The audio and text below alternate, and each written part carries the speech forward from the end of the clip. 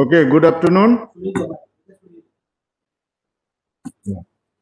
Good afternoon. So let me start my second lecture. And the previous day before yesterday, I spoke about the introduction to magnetic neutron scattering. And there, essentially, what I wanted to tell that why do we do neutron scattering on magnetic materials? Why do we do neutron diffraction on magnetic materials? So if you use neutron as probe on magnetic samples, what do you achieve by that? So in that respect, of course, I started with very elementary that how the moment formation takes place in a given atom or ion, and then just I'm flashing these slides so that you can recall. Then magnetically disordered state due to this temperature, finite temperature effect, and then magnetic lowering of temperature and going to magnetically ordered state, and the relevance of exchange interaction between magnetic dipole moments. And here this each one is representation of atomic or ionic magnetic moment in your sample, and the interaction is Gij. I also said this, where is the, see, if there is a magnetic phase transition, spontaneous magnetization, how does it develop, and there's a specific heat, basically to understand these magnetically ordered state, the low temperature state, and so on. I also told you that when you talk about the interaction between atomic magnetic moments or ionic magnetic moments in a magnetic sample, so essentially you do have always the classical dipole exchange interaction, but that strength is so low that it cannot give typically magnetic ordering temperature, Curie temperature above typically 1 Kelvin, because this is very, very weak. But the so-called the other actual system, you have many other exchange interactions possible, and those are all quantum mechanical in origin, 1 to 6.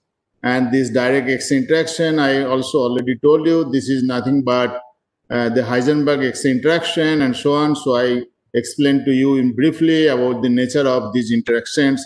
These are quantum mechanical in nature, and one of these interactions or maybe combination of these interactions are responsible for magnetic ordering, magnetically ordered state, which takes the magnetic system from the disordered state to the ordered state when the exchange interaction wins over the disrupting KBT term. T is the temperature.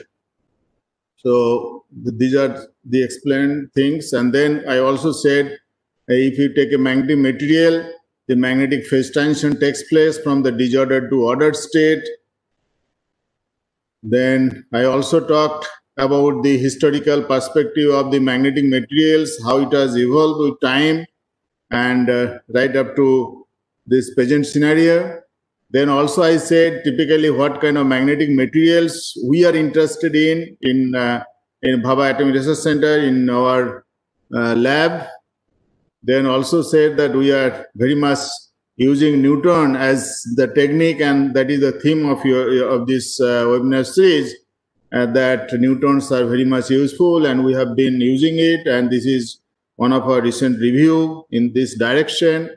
Then also I covered that neutron was discovered in 1932, led to Nobel Prize, and then how this neutron chain reaction, out of chain reaction of how the neutrons are produced due to nuclear fission, and these neutrons historically used for diffraction experiment first by Ullmann and Professor Strahl, and they also got Nobel Prize, shared with Professor Brookhouse.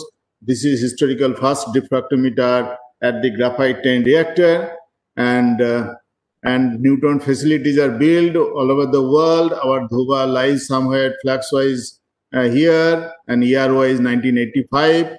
And what we are using in India is the unique source, only source for neutron scattering, that is the Dhuba Research Reactor located in Bhabha Atomic Research Center, and since 1985. Then the role of DAE, Department of Atomic Energy, And then historically, the neutron scattering program in India started way back in 1957.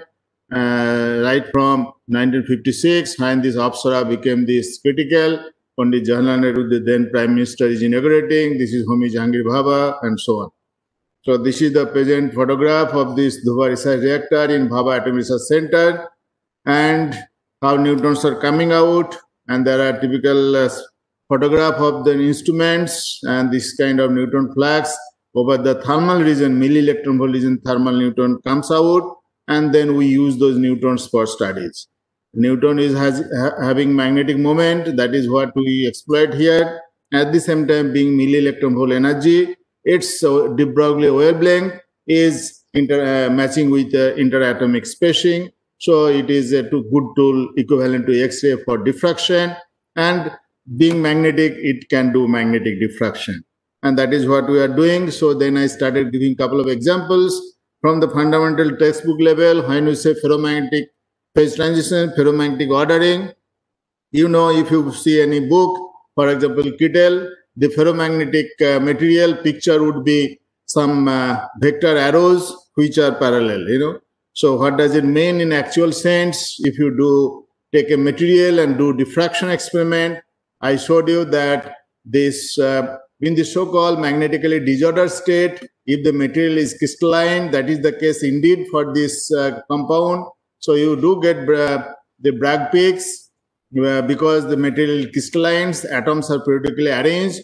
But if you lower it, go to the magnetically ordered state, you do get extra magnetic intensity on the top of those existing nuclear Bragg peaks. We call it nuclear Bragg peaks. You know, on the top of that, you get this magnetic intensity. So this is a ferromagnetic kind of ordering. And what does it mean? In microscopic length scale, by using neutron diffraction, you are able to draw this magnetic unit cell. That is the beauty of this. You see atom by atom. You see all the atoms which are present in your sample. Whether you have, in this case, there are two types of iron atoms. One is at 000, another is the half in this unit cell, and they are different, having different moments. So Newton can measure. Newton can first of all tell you where these atoms are located, like X-ray, but there is some advantage by now you already know from the earlier lectures. And over and above, Newton can say that which one is magnetic, which one is non-magnetic, means moment is zero, moment is finite, and how much moment is attached to these atoms or ions, and what is the direction of these moments. So this is what, and what is the size of this cell, which is nothing but called magnetic unit cell. And this is nothing but, if you repeat this magnetic unit cell in all three directions, finally what you get the magnetic domains. If you talk about typical ferromagnetic domain, you know the size is typically about a micrometer size. So you can imagine, and this kind of unit cell dimension about 5 to 10 angstrom, the ABC lattice constant. So you can imagine how many unit cells you would need to have to get one ferromagnetic or magnetic domain. So this is the microscopic picture what you get by using neutron diffraction, and you can draw this magnetic unit cell. Like your X-ray diffraction, if you do, you draw the crystallographic unit cell. So crystallographic unit cell and magnetic unit cell need not be same. That is and this microscopic arrangement of the magnetic atoms, the magnitude of the magnetic moment, which you see here in terms of Bohr magneton, 1 ampere electron gives you 1 Bohr magneton.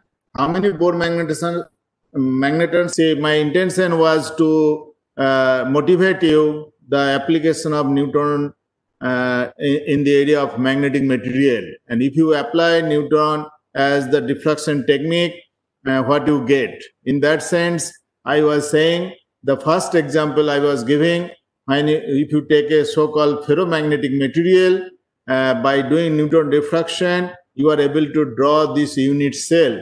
What is the meaning of this? You know, if you do X-ray diffraction from a crystalline material, you get to know about the position of all the atoms. If you do neutron diffraction on magnetic materials, you also get to know the position of all the atoms in the unit cell. But neutron being magnetic, you get additional information out of all the atoms which are the atoms are magnetic, which are carrying non-zero magnetic dipole moment. And here in this compound, you see that there are two types of iron atoms. One is at 0, 0, 0, another is the half of half, and they are carrying magnetic moment, but they are not same because of the crystalline environment. So where these magnetic atoms are located, how much moment is attached to that, and how is their orientation, relative orientation.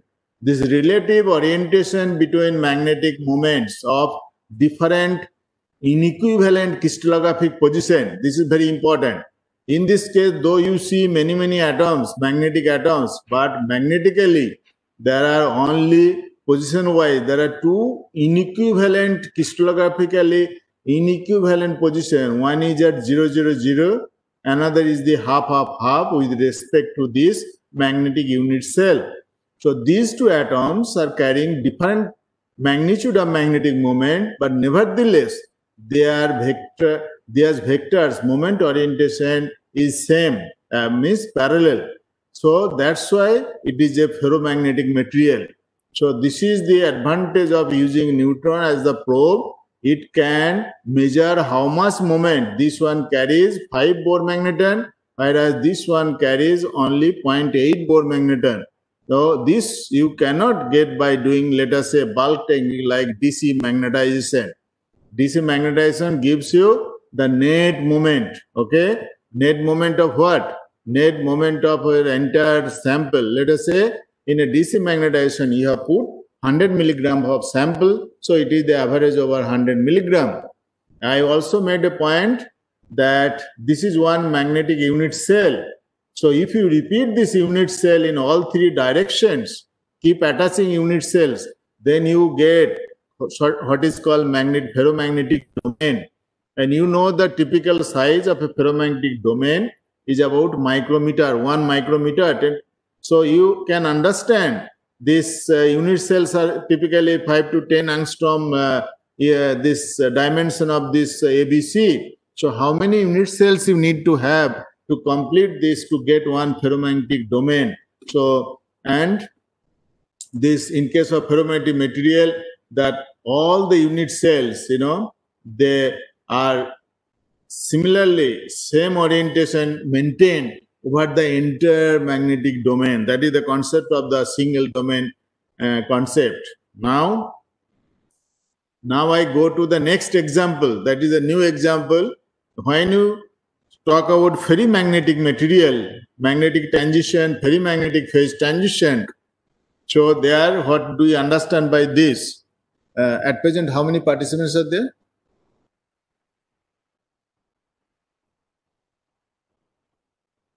Okay.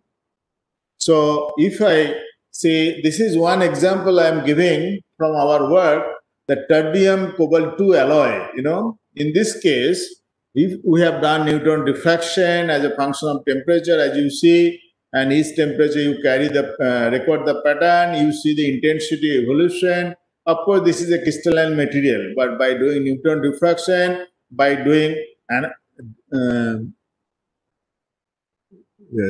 by doing, I know someone was giving some prompt, I didn't see carefully, because it comes and goes, So just see what is the message from IIT Kharagpur or somewhere.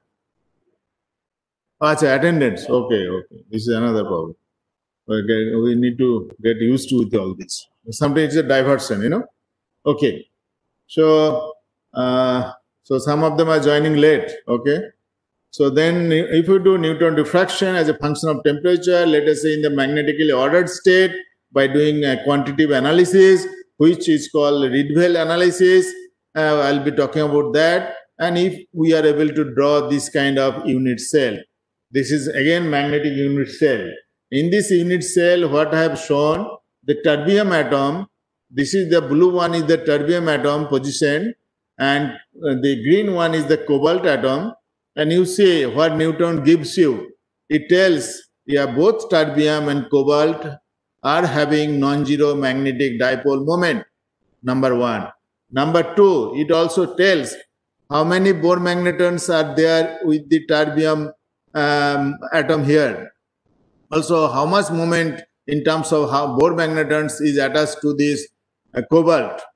Number 2. Number 3, what is the direction of the terbium moment and what is the direction of this cobalt moment? Okay. Number 4, what is the relative orientation? And this direction with respect to crystallographic axis. This is crystallographic C axis. Okay.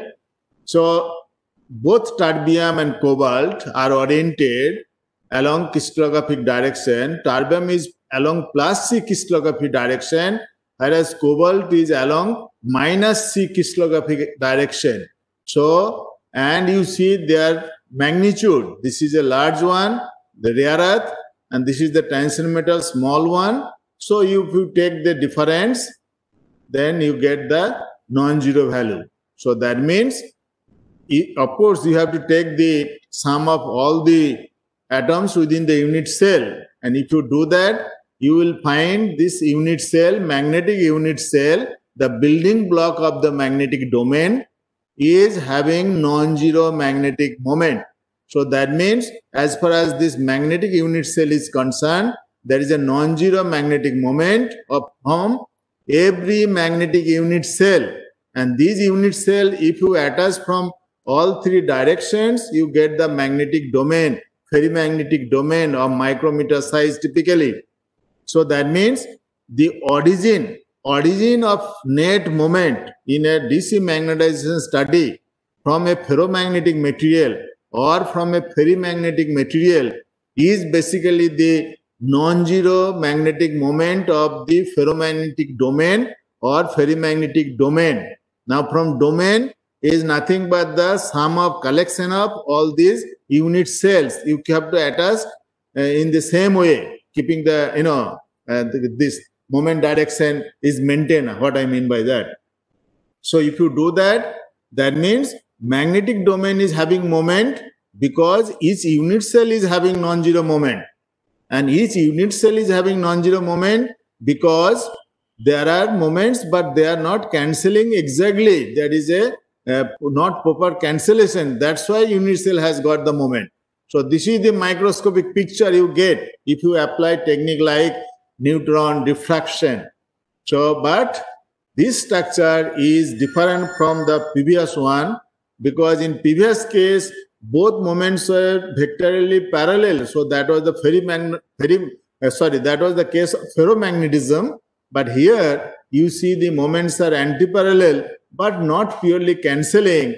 That's why it is called ferrimagnetic ordering. So antiparallel microscopically, but net moment. But so if you do DC magnetization, in both cases you do see net magnetization. This is what if you do. Now you may ask the question, if we do neutron diffraction, we can draw this magnetic unit cell.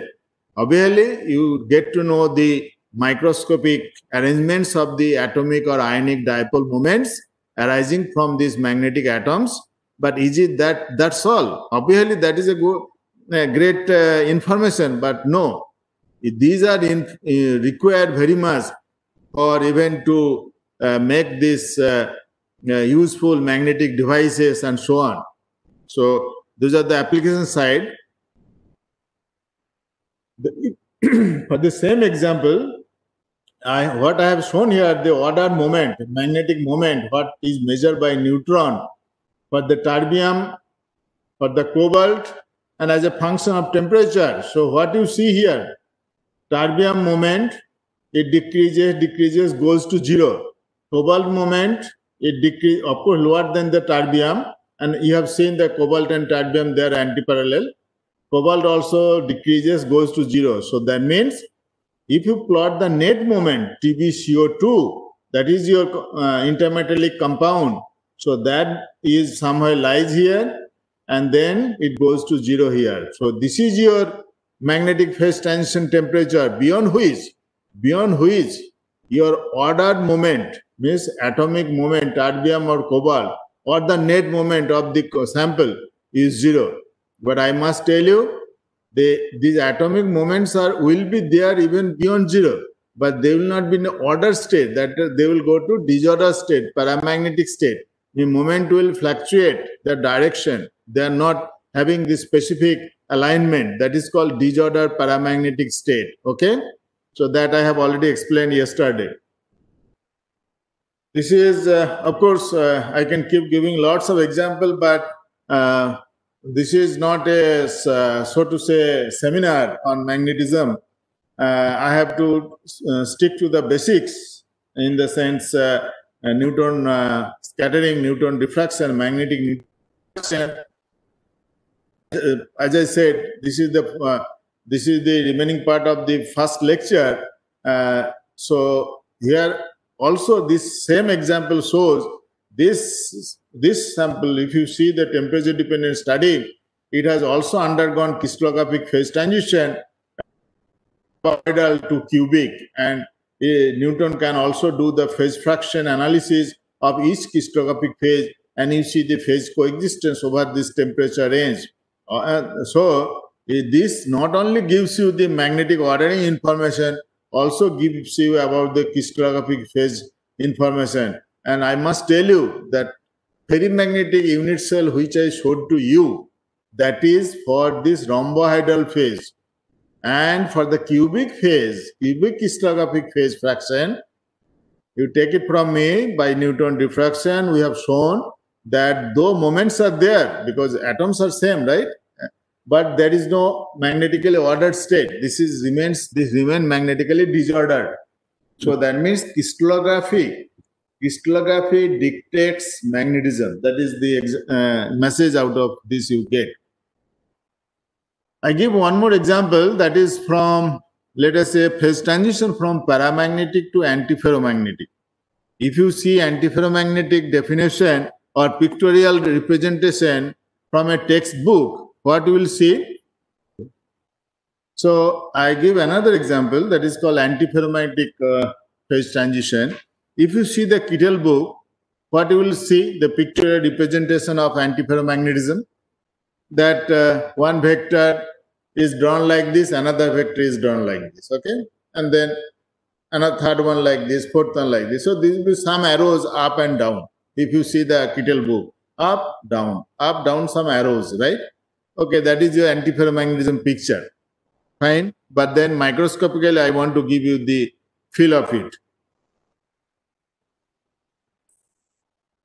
So, for example, this is a compound we have worked, calcium, nickel 3, P4O14. Here, as you see, nickel is only magnetic element, which is supposed to have magnetic moment, and it is electronic state. In this case, oxidation state is nickel 2 plus, 3d8 state. So, expected spin is 1. Okay. And how is that? By doing Newton diffraction, by doing Rydberg analysis. How do you draw this structure? This is the structure. So this is a typical example of a chain-like structure, okay? As if nickel atoms, nickel ions, Ni2 nickel ions, arranged in a chain-like structure, nickel 1 and nickel 2, means there are two crystallographically inequivalent nickel side, green and blue. This is one. Of course, unit cell dimension is given. And if you do Newton diffraction, how you see? As you cool the specimen, you see some Bragg peak was not there at higher temperature. Bragg peak was not there at higher temperature. But at lower temperature, you see intensity is growing. First of all, new peak is appearing. This is very important. At lower temperature, you see new Bragg peak. What do you mean by new? Means at higher temperatures, so-called in the paramagnetic state, you are getting certain Bragg peaks. For example, this one is there, this one there, and this one. All these Bragg peaks are there in the paramagnetic state. What does it mean? It is equivalent to your X-ray diffraction, right? Now, X-ray diffraction means the system is crystalline. But if you cool the specimen, cool the sample temperature below certain temperature, you see new Bragg peaks are appearing. That means some new symmetry is there over and above this so-called atomic positional periodicity symmetry, crystalline material, that concept is there. Over and above, something new is happening. So what is the new? Means some new Bragg. If you do X-ray diffraction, you will not see this normal X-ray diffraction. Okay, so this is because this magnetic ordering has taken place. Magnetic ordering has taken place at this temperature. So that's why new Bragg peak is appearing. So it only means that magnetic symmetry, magnetic lattice symmetry is different from the atomic positional periodicity symmetry. That means different from the crystalline symmetry. In other words, magnetic unit cell is different from the chemical unit cell in some way. That is what. So that means extra lower symmetry. This is more Bragg peak means system has gone from lower symmetry. But in this case, this peak is temperature dependent, means something is temperature dependent effect is happening. So that is what. And if you do the analysis of the low temperature neutron diffraction, you see this system is magnetically ordered, and these two nickel ions, nickel 1 and nickel 2, both are 2 plus, but green and blue. So they are carrying this kind of magnetic moment, what we have shown. And here we see that moment has got, in crystallographic AB sense, they are in general direction. That's why you have got all three components. So you can construct a vector in the three-dimensional space with regard to unit cell, what is the direction. That's why you get A component, B component, C component with respect to crystallographic ABC. Okay? And message is that you look carefully. This is nickel 1 and this is nickel 2. They are almost parallel, right? But if you see the second chain, this blue versus blue, they are anti-parallel almost. Green versus green, they are almost anti-parallel. So this is some kind of antiferromagnet. But within the chain, one single chain, they are parallel, ferro, but two chains are oppositely coupled.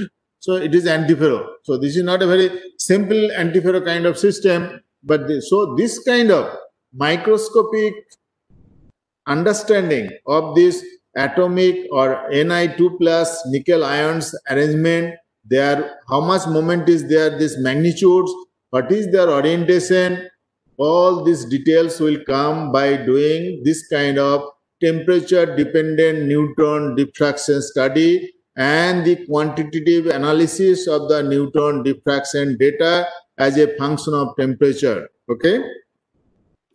Of course, you can do much more, but this is what I will not go in that direction. For example, you can draw the moment value as a function of temperature and see the phase transition. You can do this critical exponent fit, like what you do from DC magnetization. But this is a microscopic picture, much more powerful than what you do using DC magnetization. I'm telling you. Okay. So you can have a system where there are more than one magnetic phase coexist, like antiferromagnetic phase and ferromagnetic phase. If you do neutron diffraction, you will get signature. You will get Bragg peaks, both magnetic phase as well as antiferromagnetic phase. This is not a mixing. This is a one compound, but it is the electronic phase separation and two phases giving different phases. And if you do, I show one pattern. For example, both 1.5 Kelvin and 50 Kelvin, both are magnetically ordered state in this case. What I have done, 250 K is the paramagnetic state, okay? In paramagnetic state data, I have subtracted. That means I am doing the background correction on this both 1.5 K data and 50 K data. And 250 K phase is nothing but the paramagnetic phase, disordered phase. So what you get, only the nuclear Bragg peaks, okay? Due to atomic positional periodicity. So what you left with pure magnetic scattering. But see the difference between these two. This one shows some Bragg peaks and which are appearing at the same position where you get the nuclear Bragg peaks, means chemical Bragg peak. So this is the ferromagnetic state. Okay, but at 1.5 K, you not only see these ferromagnetic peaks, you get extra peaks, those so-called antiferromagnet, and you can index this H scale index. So this at 1.5 Kelvin it is a coexistence of two ordered magnetically phases. One is ferromagnetic phase, another is the antiferromagnetic phase. So this phase coexistence, by doing this powerful Newton diffraction study, you get to know at the microscopic scale. Many of you, I am sure, you work in the area of magnetism, magnetic materials, and you have come across many cases where there is a phase coexistence of more than one magnetic phase. And if you use technique like only DC magnetization, of course you do get certain signatures, but it is impossible to tell very certain way it is whether it is indeed coexistence. If so, how it is, how much is the phase fraction of the ferromagnetic phase, how much is the phase fraction of the antiferromagnetic phase, whether both phases are magnetically ordered, or if whether both are having long range orders. Again, I am introducing one more term, long range order. Means that comes from the looking at the sharpness of the Bragg peaks. You know, if the Bragg peaks are very broad compared to your instrument resolution, we call it short range magnetic ordering. But in both cases, you see sharp magnetic Bragg peaks. That means within instrumental resolution of the limited Bragg peaks. So that means in this case, both phases are having long range periodicity. So this is another quantitative information by doing Newton diffraction. So like this, I can keep on giving examples. This is for another example. You know, this where you see this lattice constant change A and C, how change, and the magnetic ordering. This is the magnetic moment. It is happening at the same temperature. How we have got by doing magnetic Newton diffraction. How you have got this ABC by doing Newton diffraction as a function of temperature. Okay, this was published in PRB, I think. Yeah. Then what you see here, basically the structural phase transition, structural phase change, and the magnetic phase transition, they occur at the same temperature. So you see, and magnetic structure is a bit complex. You see, this kind of moment keeps rotating in the plane. Okay, and then how is the net configuration? This is again antiferromagnetic, but 120-degree rotation. So these are complex magnetic structure. Newton can only give you this answer. No, you know, that is the way. Of course, you can draw the chemical unit cell. You can draw where the magnetic atoms are there. How is the lattice? And then how much movement they are there? What is the orientation? Oh, this kind of complex structure by no other means you can get. But where the magnetic phase transition, you see crystallographic something great happening. So this is called magnetostructural coupling. You know, this microscopic understanding you cannot get by doing diffraction, X-ray diffraction. You showed some comment, but then it vanishes. Could you read out that comment? Because here it comes very promptly.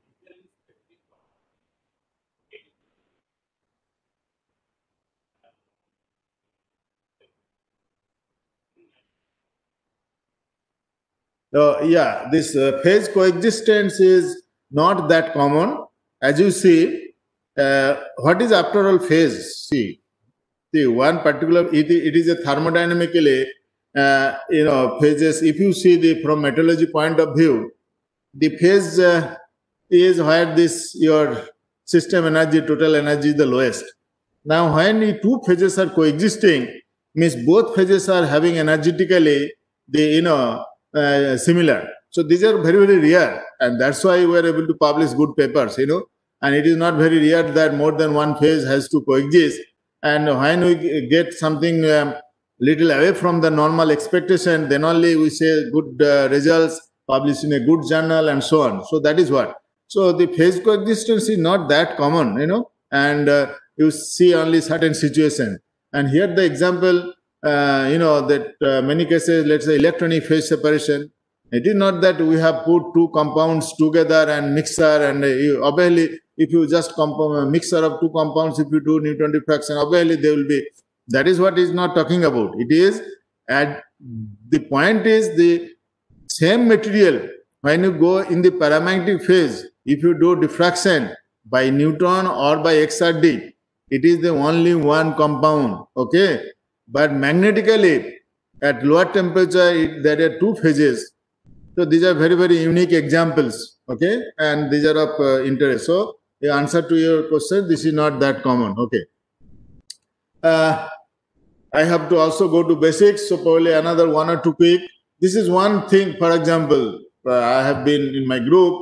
I've been practicing for several years, and we have discovered this phenomenon called negative magnetization.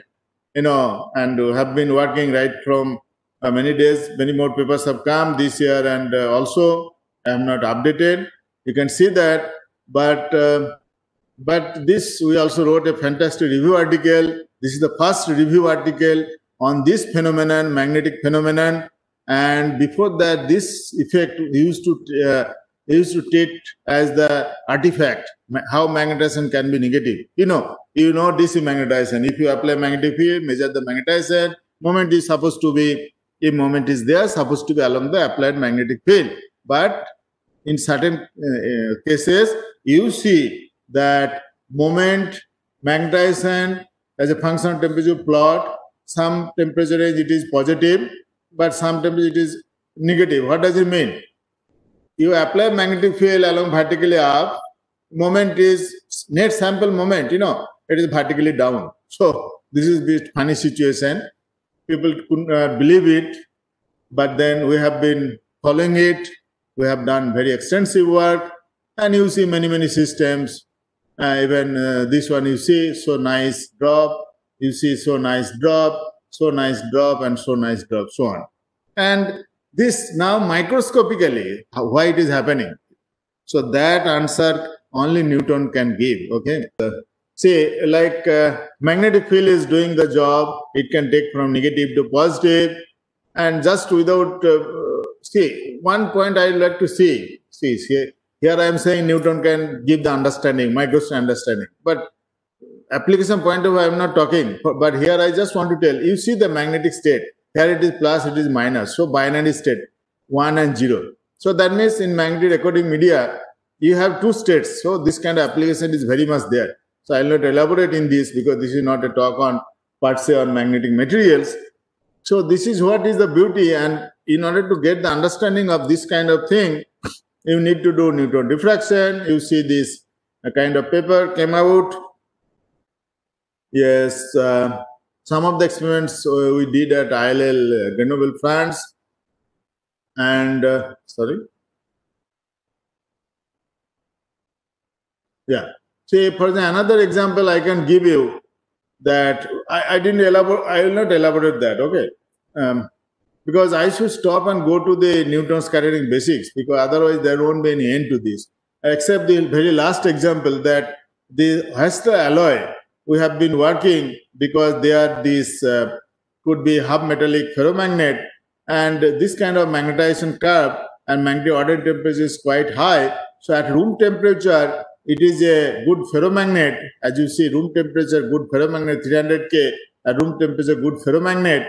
But question is, and these can have spin polarization, the electron density at the Fermi energy and the difference up spin and down spin by the total. So that gives you the spin polarization. So practical application spintronics point of view, as you know, this P should be 100. I mean, that is the best scenario. That means you have only one spin state, down is 0, then only you can get 100, right? P is 1. And then it has to be strongly ferromagnet at room temperature. That is what is desirable. How Newton can help? Because in this kind of material, it can, in principle, it can crystallographically, it can have 3 types of crystal structure, type 1, type 2, type 3, depending upon these atoms. There are 4 crystallographic sites. These atoms, where they are going, these atoms, nickel, iron, manganese, tin, where they are going. So Newton can only say that what is your structure, which atom is going where, and what is the magnetic moment, okay? And what is the implication of that by doing this kind of Newton diffraction? I'll go to the result. See this, we have done this calculation density of state as a function of energy. If we have the type 1 structure, let us say system has only type 1 structure, then you see that downspin density at the Fermi energy almost zero, less. So upspin finite. So if you calculate, you get larger polarization, which is good for practical purpose. You already have said magnetic ordering temperature quite high. So room temperature is strongly ferromagnetic, but good polarization 76%. If it is only type 1 structure wise, if it is type 2, you see the density of at both states, so it is not good. If it is type 3, that is also not that good. But in actual, the sample which we prepared and measured by doing Newton diffraction, we could get to know the structure, that which atom is going where. It is not the pure structure. As you see, in a given site, more than one atom is sitting. And here I must want to tell you, all the students, if you do X-ray scattering, you have a very, very hard life. Why? Iron and manganese, okay, nickel, they are all closed Z elements. So Newton will, X-ray will measurably fail. Some question has come. Can we consider negative magnetization on? The question is, can we consider negative magnetization on from diamagnetic phenomena viewpoint? Yeah, good question. Yes, that happens in the case of superconductors, but these materials are not superconductors. Okay, if we can prove that these are superconductors at room temperature, I will get Nobel Prize tomorrow itself. Okay, so but these are not superconductors. Yes, you are right. For diamagnetic material, it shows negative magnetization, and that is, but these are conventional magnetically ordered material. So, but still it is, magnetization is negative. Yes. Another question I will explain in my little later. So, here the X-ray will typically fail because all these neighboring Z elements, okay? Then, but Newton can tell you which atom, because how much manganese, how much iron in this given site. And you can also, so for this system, for the sample which we have studied, we know what is the crystal structure, how many atoms, which atom is going to which side. Using that information, we have done the density function calculation, and you see for the off spin at the Fermi level, this is the density of state, and for down one in this, and this is basically our sample is the disordered, so that's why polarization is very low. So so what is the message? Message is that Newton is acting as a very, very powerful tool here to quantify the spin polarization, and then eventually it gives a message that look, the sample has to be prepared such a way so that we can stabilize more this type. Okay, now I move to the second PPT file, essentially continuation, and you have seen the scope of this webinar series. So here I will be more talking about this magnetic neutron scattering. So far I talked about why should we do magnetic neutron diffraction? What do we achieve? So hope it has generated enough interest. I can see many questions, and from this I see that many of you are indeed working in the area of magnetism and magnetic materials, and so enough interest is generated. The usefulness of neutron to study magnetic materials, to study magnetism, either from fundamental or from applications point of view. Now let us go to the little bit basics, how Newton gives this information, okay?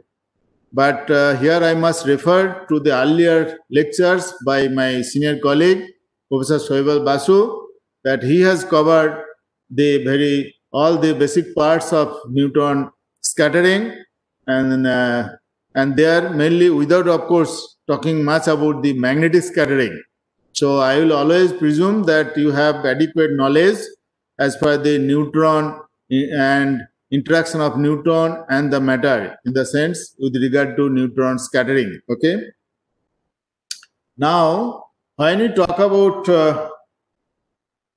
neutron diffraction, so it is similar to your X-ray diffraction, and obviously neutron beam is falling with the angle. This is your crystal, these magnetic planes. Now I am changing the tone from crystalline plane to magnetic planes. Please note these changes. So there are basically magnetic atoms are there, another magnetic atomic layers. Okay. So this is a mirror plane with regard to magnetic atoms, and then your neutron beam is falling, and neutron is a magnetic having dipole magnetic moment, tiny dipole moment. Okay. And it interacts with your magnetic atoms. But of course, when we talk about magnetic diffraction, it is indeed we are talking about the magnetic neutron, interaction between magnetic neutron and the atomic magnetic moment. So, but we cannot forget the underlying interaction with the lattice, because that is inbuilt. So what I mean by that, suppose if you have a crystalline material, magnetic crystalline material, that means atomic positional periodicity is there, where you have certain magnetic elements and magnetic ordering is there, as I explained. So the way it will reflect in your diffraction pattern, that will be different from the case, let us say, underlying there is no atomic positional periodicity, means it is not a crystalline material. It is, let us say, amorphous material, but it is a magnetic, so amorphous magnetic material. So that means, though material is magnetic, if you do DC magnetization point of view, both would behave more or less similar way, because you have net, let us say, ferromagnetic ordering. But crystallographically, there is a difference, because in one case, underlying lattice is there, another case, underlying lattice is not there, magnetic, non-magnetic sense. Atoms are periodically arranged in one case, another case not there. So that comes into consideration. Now, when a neutron passes through under some collimation, falls on the sample, if it is direct beam you consider, it hits there, this is your detector, let us say, and if it gets scattered by this scattering center, here scattering center, that is what will be the topic of the discussion, topic of the learning, and then it deviates the direction and it goes to with some angle 2 theta, and it goes to some point of the detector. Okay. Now, see this forward direction. This is the forward direction, means the neutron, and this is the what I am talking about, the momentum of the neutron. That is, so Ki is the incident neutron wave vector.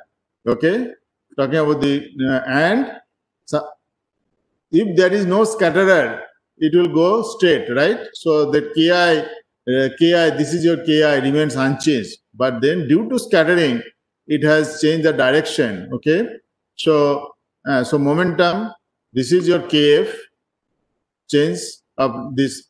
Here it is, you see this is your forward and this is your Kf, this is Kf. So I am drawing, one is this Ki, another is Kf, and then this is your, this, if you take this vector difference, Ki minus Kf, that is the change of momentum. So this is the Q, So this is your scattering vector. Q is Ki minus Kf. Okay, and this can happen only due to the interaction between neutron and your some scatterer. Okay, and the magnitude of this Q is 4 pi upon lambda. Lambda is the wavelength of the neutron multiplied by sine of theta. Theta is this half of this angle. Okay, scattering angle. And now I'm now focusing on the nature of interaction. This has been already talked, and simply after this I'll go to the magnetic part. So atom is nothing but nucleus plus electron, right? neutron, that means neutron will interact, in this case neutron interacts with the nucleus, okay, and gives you the positional periodicity of the nuclei. So basically, by doing neutron diffraction on a material, let us say crystalline material, so you get Bragg peaks because atoms are periodically arranged. So in other words, nuclei are periodically arranged. So due to the positional periodicity of the nuclei, you see that gets reflected as nuclear Bragg peaks. In case of X-ray diffraction, atoms are periodically arranged. More precisely, the atomic electronic charge, that is all Z electrons, the charge cloud is periodically arranged. And X-ray being the electromagnetic radiation, it has got strong electric field vector. So that electric field vector, which is about 2 orders of magnitude of the magnetic field vector, so predominantly charge interaction.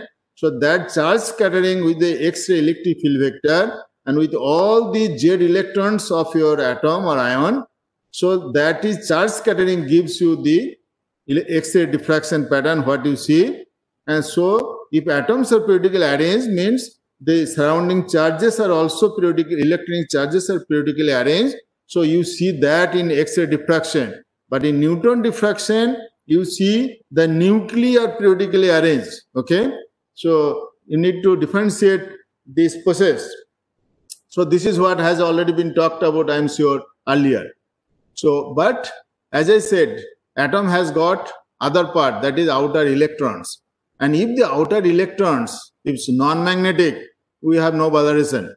But if the outer electrons are magnetic, like what I have been talking since last lecture, from the Hund's rule and so on, if they are magnetic, then these magnetic electrons will interact with the neutron magnetic moment.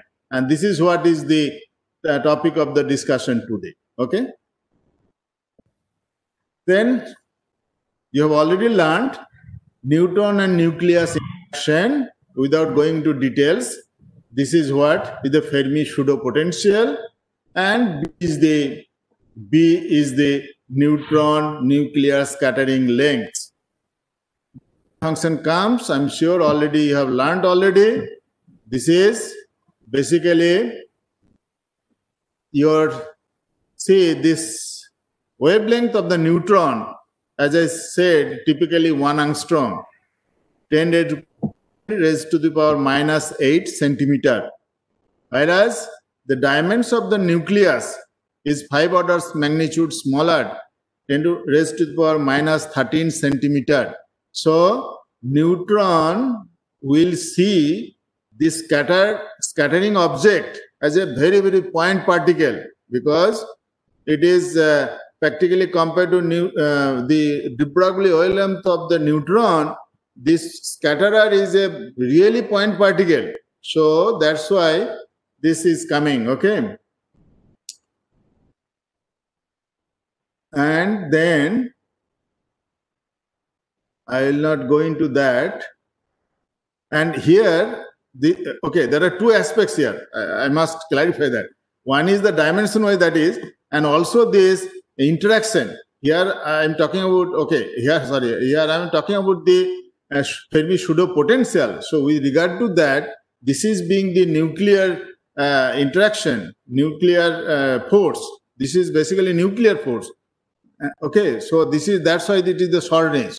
Means wherever, let me clarify. There are two aspects. First, I was talking in terms of dimension. That is one aspect. But then this interaction, this delta function is coming because my nature of the force is the nuclear. And you know that it is a very short range neutron nuclear scattering. Because of that, it is the range of this interaction range, unlike the electromagnetic, which is infinite range. So that's why this delta function is coming here. Now, in this case, this scattering length is, for the neutron case, you see the variation of the scattering length across this periodic table.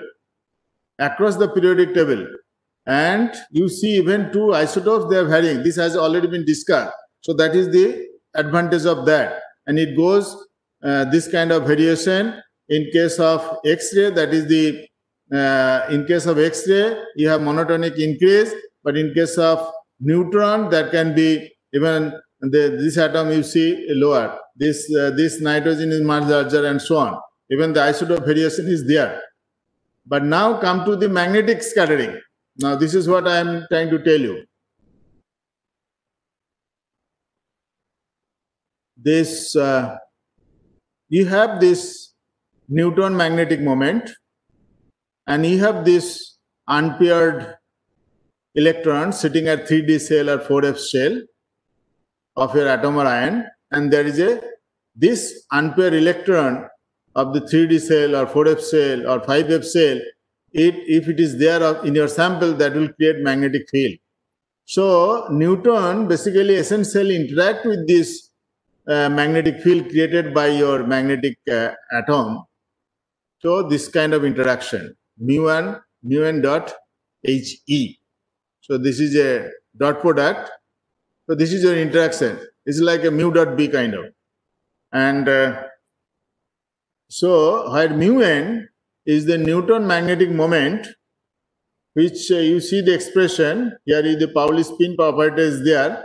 This is the nuclear magneton, and gamma value is this, minus 1.913, and nuclear magnet is very small because the mass of neutron is coming. So here, very tiny moment compared to the Bohr magneton, where mass of electron comes. One unpaired electron gives you one Bohr magneton, whereas here neutron moment is coming, neutron mass is coming. So 1860 times makes it weaker. But nevertheless, this interaction, because neutron being uncharged, so it can penetrate deep into the matter and see the atom by atom, and this interaction is not at all negligible. In fact, this interaction is almost comparable to this one. So invariably you see that interaction between neutron and this nucleus, interaction between neutron magnetic moment and the atomic electronic magnetic moment, they are comparable. That is the beauty.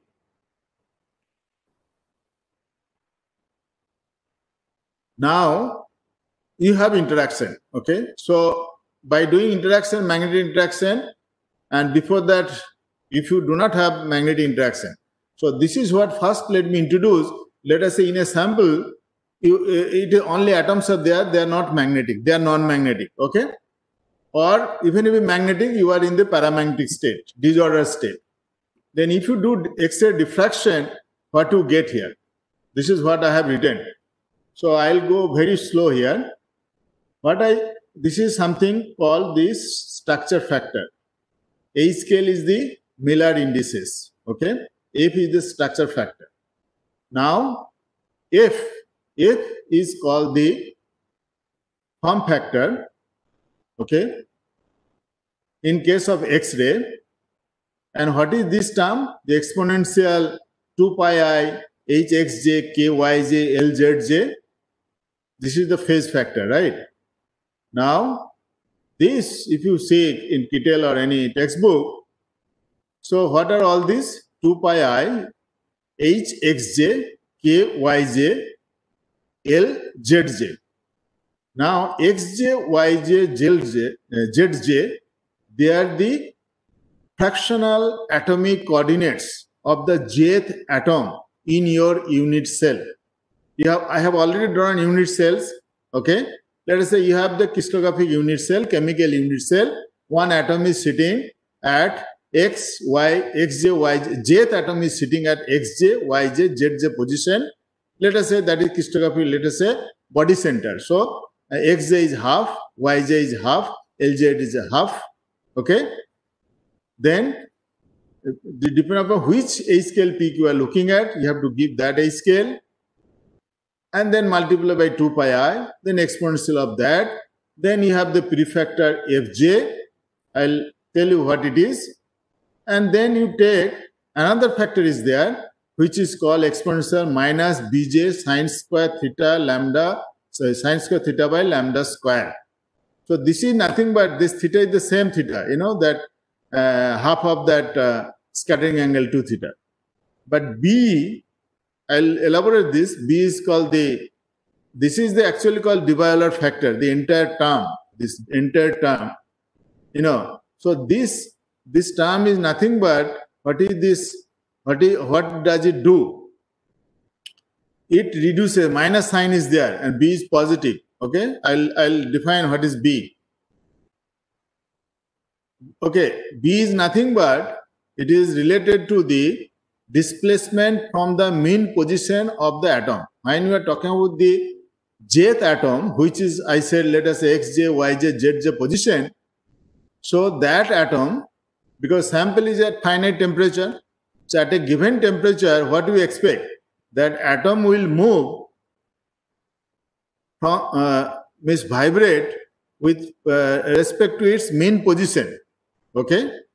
Now see this B actually basically it is related to the root mean square displacement from its mean position. Okay. Ideally, if there is no displacement, it always remains at the mean position, that means this should be 0. But that is not so. At any temperature, you see this effect more or less or more. So this root mean square displacement from the mean position, it causes some reduction of this or some lowering value of F.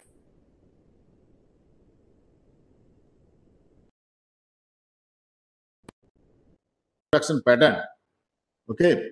And so now what is summation? You are doing summation over all the atoms in your unit cell in XXS, the building.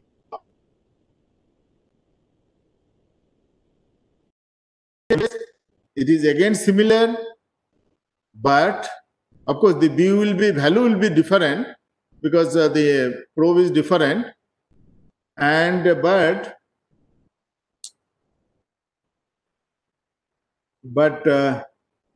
this F case, what we call form factor, very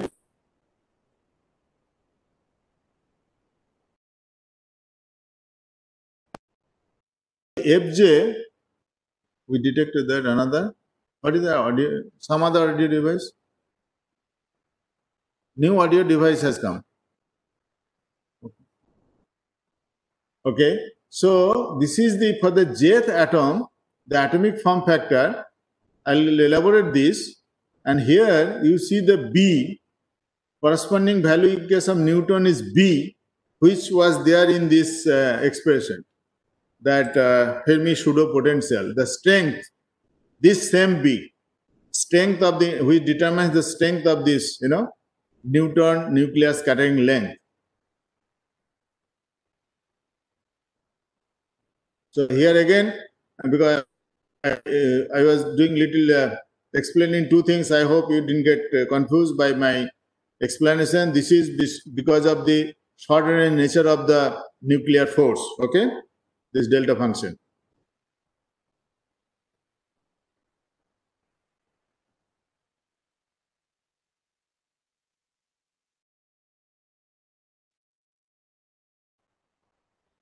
Again, should I press cancel?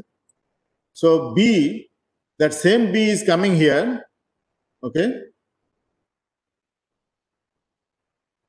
Now, as I was saying, now those atoms, the xj, jth atom, when you say, see, if you take this example, which I already discussed in my earlier view graph, the magnetic structure and so on, here you see 4 crystallographically different inequivalent positions, 4A, 4B, 4C, 4D. So when I do summation, it means you sum over all these 4 positions. These are the positions xj, yj, zj for this atom, xj, yj, zj for this position, and this is the way you have to do sum. And each and every atom will have its own F in case of excess scattering. Each and every atom with a particular isotope, it will have its own B in case of neutron diffraction. So when I sum means sum over all the atoms within the unit cell, and more precisely sum over all inequivalent positions atoms. Okay. Now I was talking about the temperature factor B, that position. Okay, probably I should stop in another. Yeah, I'll finish this and stop. So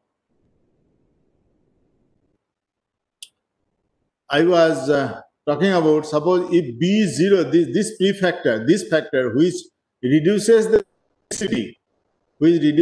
intensity, or which is responsible for the lowering of the structure factor value, effective lowering of the structure factor value, that means effectively I'll show the structure factor mod square is related to the observed intensity. That means your Bragg intensity decreases, and that you see is, of course, that is a function of sin theta upon lambda. That means as you go higher and higher scattering angle or Q value, your intensity falls. So you have seen any X-ray diffraction pattern that your after certain maybe 100-degree 2 theta or so, you hardly see Bragg peaks. So this is one of the reasons, apart from instrumental resolution and so on, the intensity falls. But where does the intensity go? It goes to the same Q value, only raises the background. Okay, so Q value does not change. So depending upon the B value, if B is 0, suppose atoms are not, oscillating with regard to its mean position, it's a frozen state, then there is no loss of intensity, irrespective of whatever be the Q value, whatever be the sin theta by lambda. But that is not the case. In practical reality, this is what, more or less, this kind of value you keep getting. So that's why this is known as this basically Debye-Waller factor. It takes away, you lose some intensity, okay, from your pattern. And one more factor was there, the F prefactor, that was called, again I go back, this F, I just talked about B, but another is the F, okay. So that F, in case of X-ray, I'm sure it is already talked about. It also shows that it causes reduction of form factor to sin theta by lambda. Now, if F value decreases at higher 2 theta, so what does it mean? F value is lower if you go to higher 2 theta.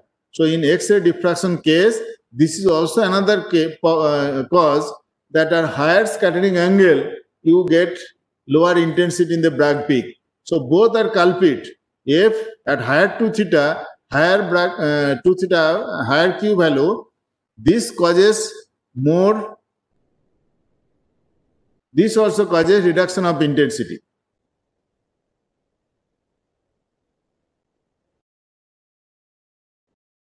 B does not change. This B is a flat in case of Newton. Why? I was telling you, dimension of the nucleus is very, very small compared to the de Broglie wavelength of the neutron. So it is a very, very point particle with regard to the probe. That's why probe will see the nuclei, any particular nucleus, as a very, very point dot, mathematical dot. That means there is no structure. Okay. So as a result, you don't see. Form factor is nothing but the Fourier. It is the Fourier transformation of the distribution of the whatever you talk, that is in the real space. In case of X-ray, this F is nothing but the Fourier transformation of the electronic charge. Does not see nucleus as an extended object. So there is no form factor in Fourier space. So I think I should stop here, and next day I'll be keep going about the yes. So next I'll be talking about the magnetic scattering length and so on. This will be more interesting.